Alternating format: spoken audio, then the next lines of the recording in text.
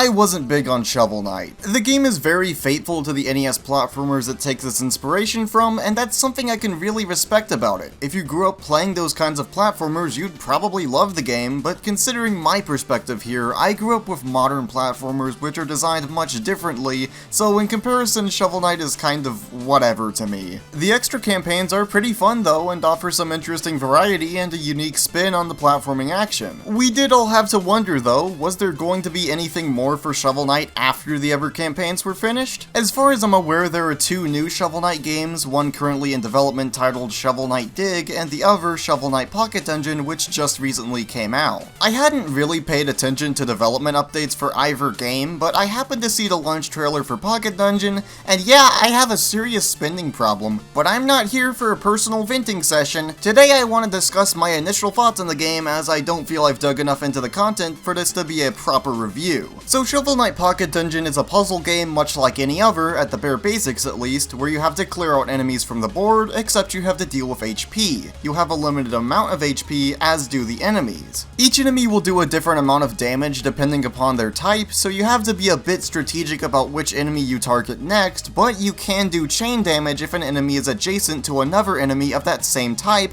which is where things can get pretty insane if you know what you're doing. Combine this with the temporary upgrades you can find in chests, and the game becomes a chaotic yet very fun puzzle game. These upgrades can range from a lance, which allows you to attack enemies 2 spaces in front of you, or a lightning rod that can destroy a line of enemies or blocks. You get the idea. I wish there were more of these. Maybe it's just that a wider variety of temp upgrades show up in later levels, but I've gotten as far as the chromatic caverns and still no signs of more, which is a little bit disappointing. I do like the temp upgrades regardless though, as they can be the difference in whether or not you'll finish a level or die getting stuck between enemies, and yes, that has happened to me quite a lot. Like I said, it can be a pretty strategic puzzle game, as enemies don't drop down in waves. No, they're constantly coming down, so you gotta play your best and keep up the pace, or you'll find yourself quickly running out of breathing room. It's this weird mix of a puzzle game and a roguelike game, and at first I wasn't big on this, as it can make the game super frustrating due to the chaotic nature of the gameplay. Trying to defeat enemies at a quick pace by chaining them together and dashing over to the next chest for a new temp upgrade while avoiding hitting the tougher enemies too much or getting trapped by them, as it'll surely cause a quick loss. It's basically an endurance run, cause you gotta defeat a certain amount of enemies before this door shows up, and then you can grab a key to unlock it and head off to the next level. And yeah, as I said, you might find yourself becoming very annoyed at how quickly a game can turn from, oh I can do this, to,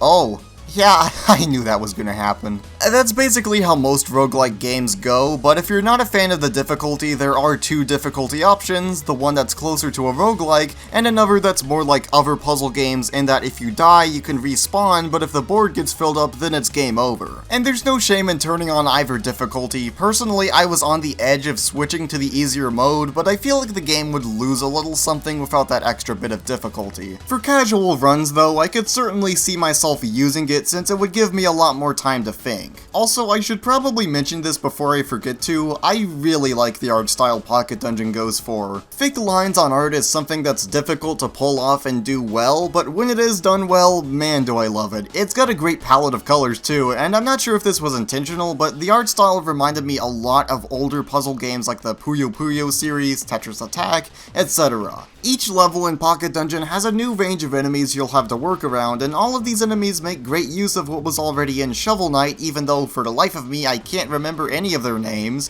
The big shield guys in Pridemore Keep make you think a little more, since they'll pull up a shield the first time you attack them, but in turn they can't move the shield around, so you can deal damage from their other sides. There's also this tentacle that shows up occasionally in the big whale level that serves to block off your access to another side of the board. The worst part is you can only deal damage to the tip of the tentacle. Anyway, that's enough enemy review. We've got to take the bosses into consideration as well, and yeah, they're bosses. Every few levels you'll run into a level that houses 3 or so boss knights, and on each run that level will cycle between those 3 boss knights, and you'll have to fight whichever one it picks. I don't know how often these boss levels show up though, because like I said, I've gotten to the chromatic caverns and I thought I'd see another boss by then, but I guess I'm just too bad at the game to see the other knights, cause haven't run into any of them yet. The first of the bosses can be either King Knight, Plague Knight, or Spectre Knight, each one being a fairly enjoyable shake-up from the regular gameplay, but but there's certainly no pushovers as you can dive very fast to each of them if you slip up.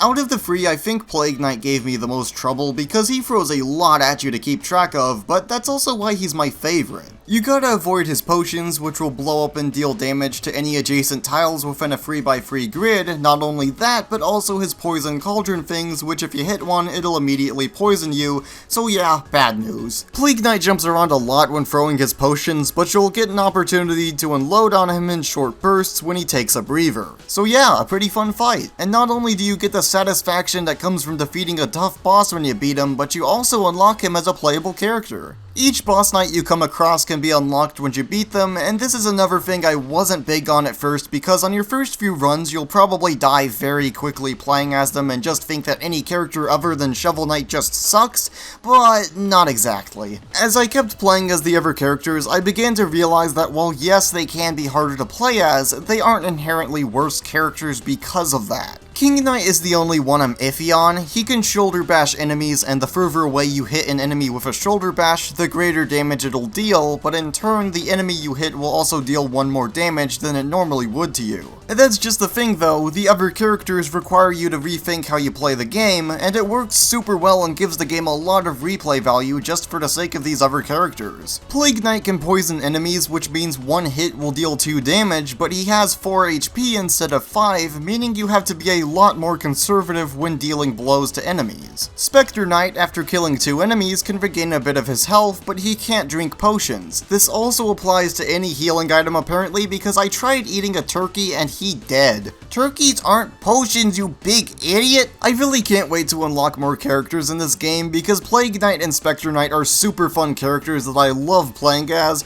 but I do have a bit of a smaller issue to bring up before my conclusion. I brought up earlier that the game has temporary upgrades you can find within chests, but I didn't mention that there are relics you can purchase mid-adventure which act as upgrades that stay on you for the rest of that run. You can buy the relics at these shops that show up in the occasional blue chests, but at the start there won't be much you can buy. It's kind of like Enter the Gungeon or other roguelike games where you have to buy a weapon at the hub shop before it can show up in any future runs, and I do like some of the relics you can buy, but others I just question their usefulness, and you seemingly run out of relics to buy pretty fast. Maybe you can unlock more relics later in the game, but I don't know, the variety of relics at play here is just a little disappointing since you'll constantly run into a lot of the same ones, which means your next playthrough probably won't be a whole lot different from your last. There's plenty of replay value for the other characters you can play as, and I really appreciate the extra effort that went into adding them, but I just wish there were a few more relics in the game, since something like this relies a lot on replay value, and extra relics would just help with that a lot, I think.